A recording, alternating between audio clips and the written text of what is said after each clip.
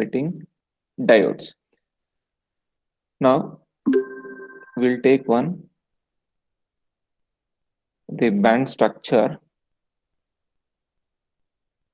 This is the valence band, this is the conduction band. Okay, this is the band gap we are having. So here we will be having the electrons, some holes will be there, electrons, holes will be there.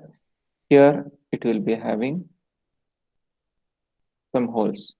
Now, when and let us take this LED, this is the LED.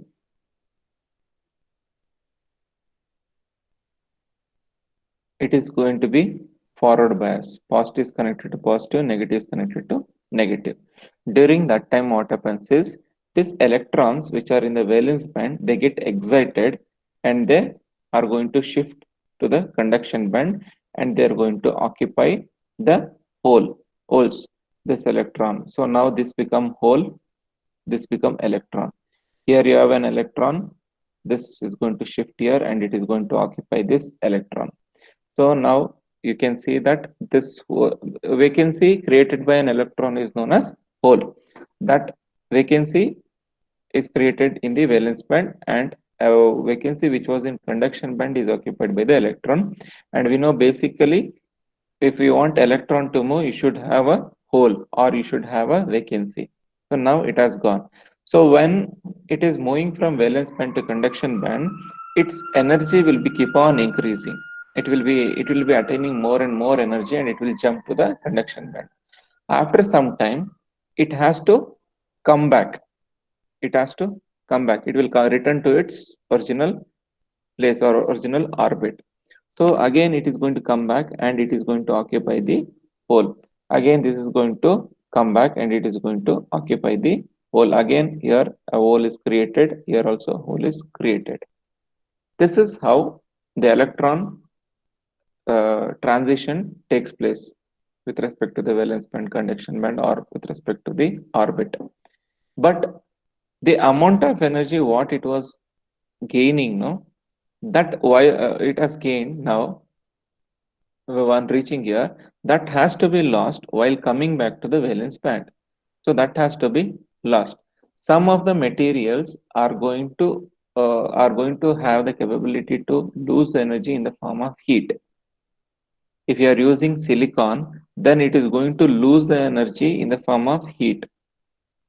But when you take aluminum gallium arsenide or gallium arsenide phosphide, this kind of materials, during that time, they are going to emit that energy, whatever they have gained, no, that energy is emitted in the form of a radiation. That radiation is the light which we are going to see. This is how actually an LED or light emitting diode is going to work. So this this is the basic thing you should know. Next, they are going to ask the metric of LED. So in the same way what we have studied in solar cells metric. Can anyone tell me what is the how you are going to find the metric of solar cell?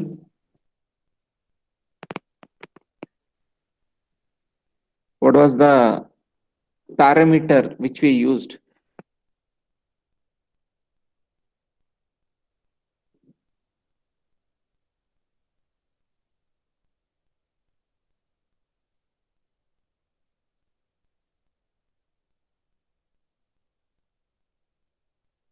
Hmm?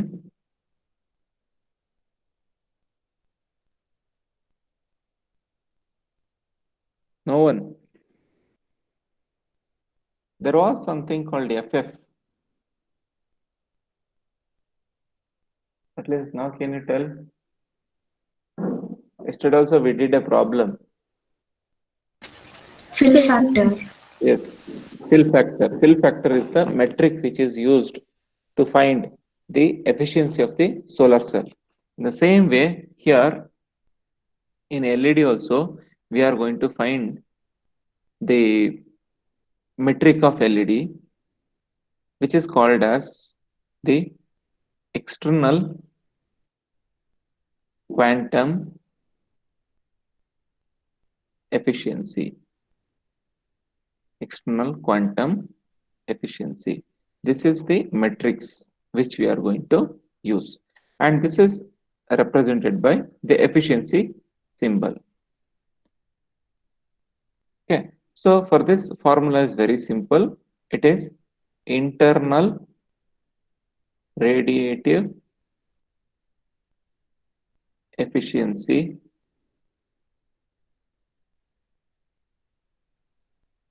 into extraction efficiency. Internal radiative efficiency and extraction efficiency. So what is this internal radiative efficiency and what is this extraction efficiency? See, internal efficiency, it is a function of quality of material and the structure and composition of the layer, internal efficiency. And defects in the materials can be clearly led to non-radiative recombination.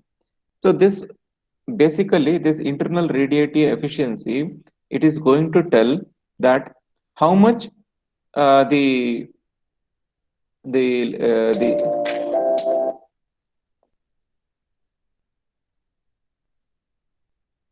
just a minute.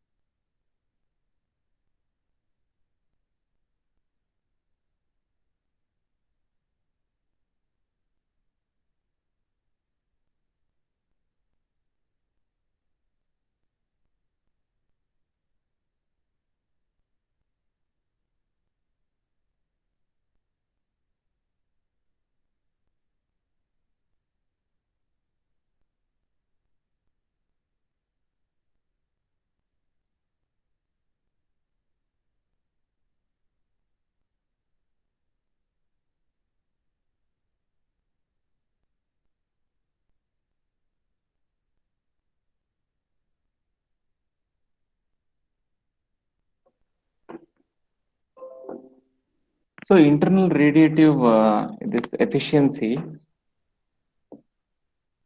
and the extraction efficiency, it deals with this deals with how much capability the LED is having to uh, give out by observing the light.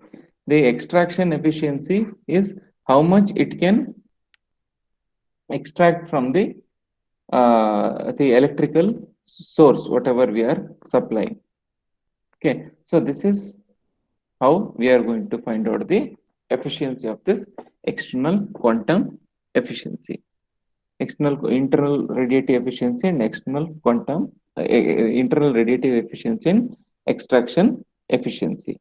So by using this formula, we are going to find out the external quantum efficiency. So this internal efficiency, it is the function of the quality of the material and structure and the composition of the layer. So this is about the light emitting diode.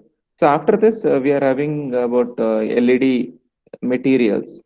So LED materials, which are the LED materials, which where we are going to use in TVs, all those things, that is there. So that I'll give it in the notes that you can study on your own. So that is this is about the module 2. The next is the module 3. Sorry, module 4. Next we'll start with module 4.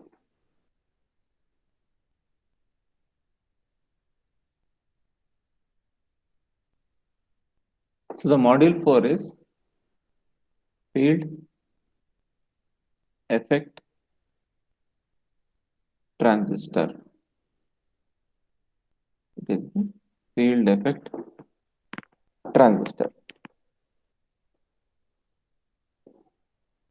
So before going on to this field effect transistor, we should know what is the difference between FET and BJT.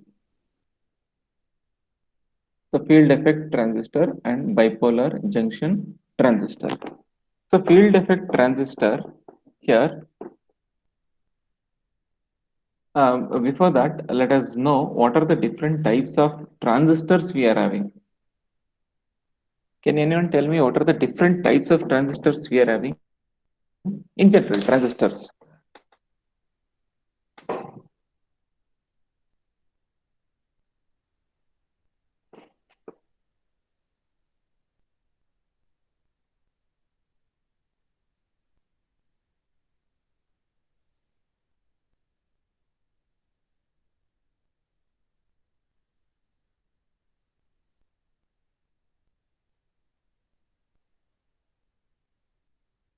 Hmm? Anybody?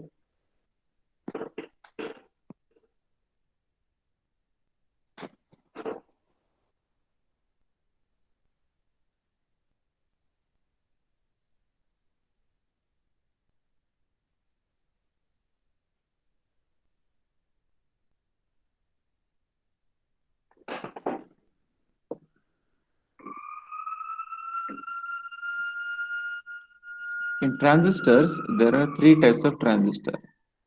The first one is bipolar junction transistor.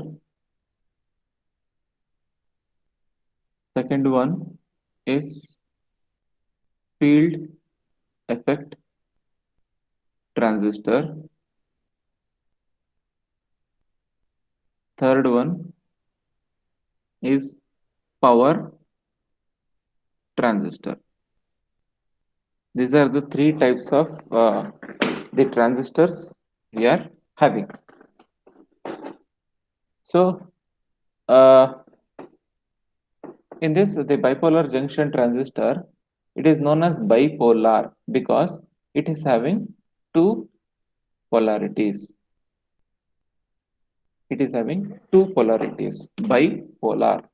Two polarities will take part in conduction process, and you have seen the types NPN and other one is PNP. So these are the two type of transistors we have seen types in bipolar junction transistor. Now the question is why it is called bipolar? It is called bipolar because two polarities take part in the conduction process. That means there will be electron current as well as hole current. So electrons and holes combiningly they are going to take part in the conduction process and you'll be having both the type of current, electron current as well as hole current. Next is field effect transistor. So field effect transistor means as the name itself tells. So field means this output or the current which is obtained from this transistor depends upon what kind of field you are applying, what kind of electric field you are applying, whether you are applying positive electric field or whether you are applying negative electric field. So this is field effect transistor. Here the current depends upon the kind of electric field you are or potential you are going to apply, whether you are going to apply positive potential or negative potential. So in this basically we are having JFET MOSFETs. So what we are going to mainly concentrate. Again in the JFET we are having two types, N channel JFET, P channel JFET. So in the MOSFET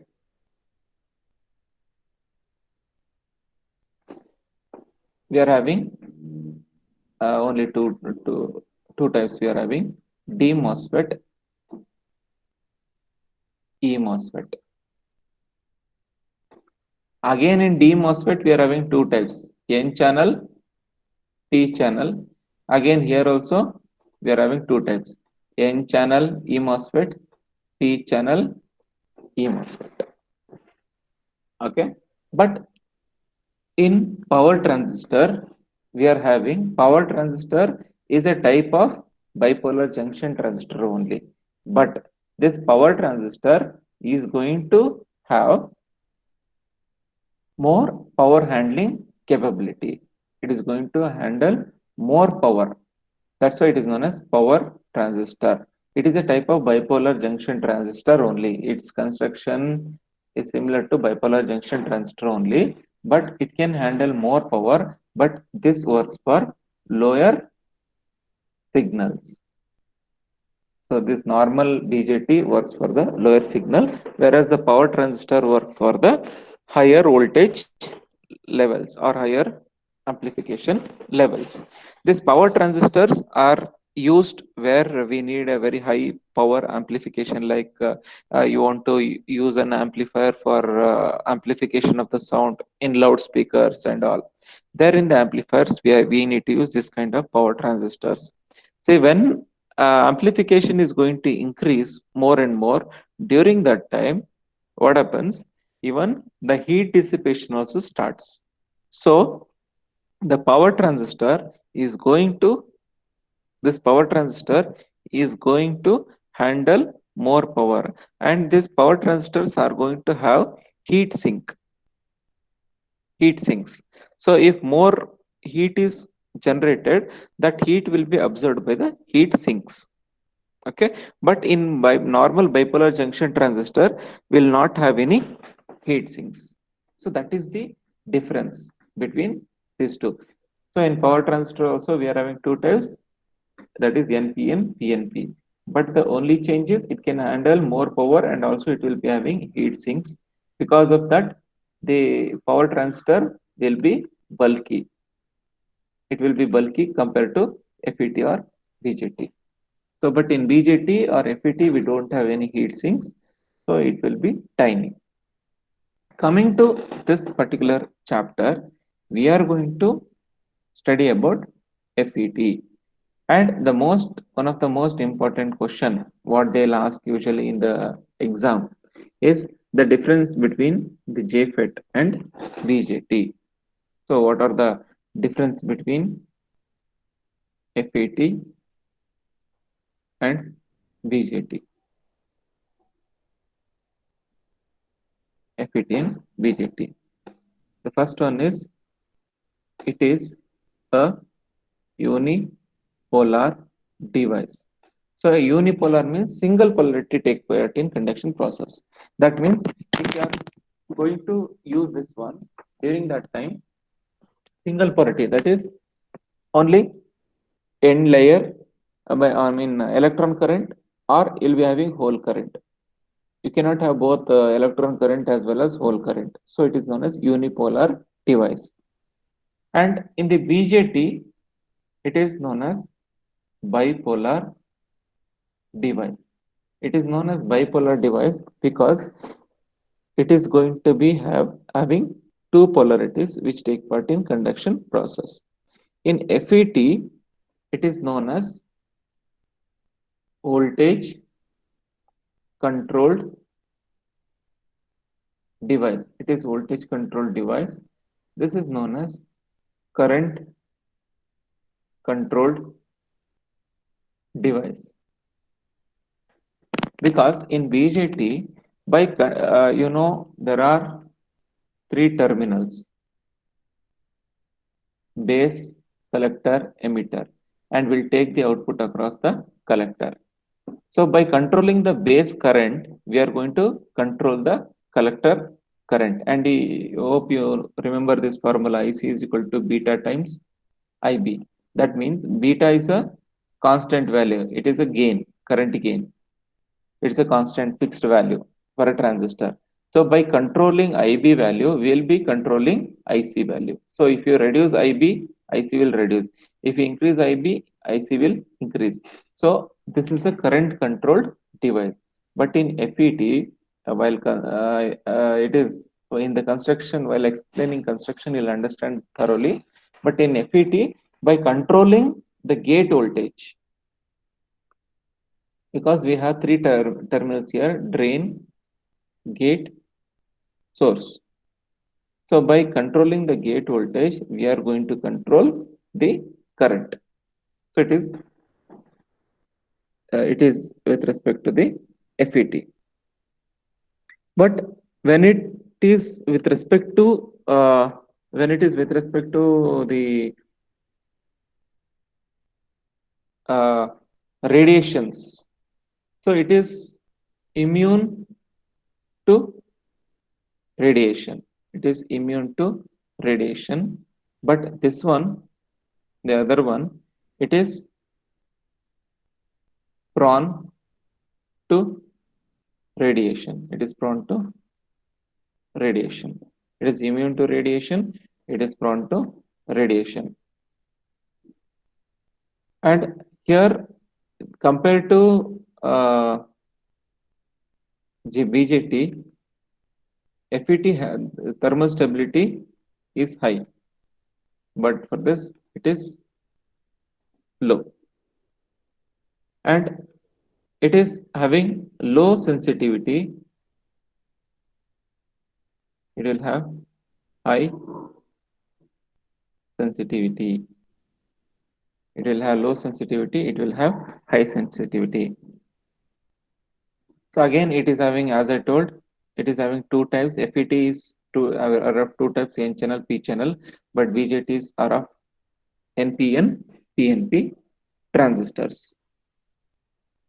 And when coming to the gain, so gain is less here, but the gain is more.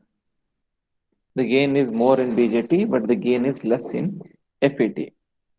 So these are all the some of the uh, differences between the FET and BJT. Okay, so we'll stop it here, and we can continue with the next class.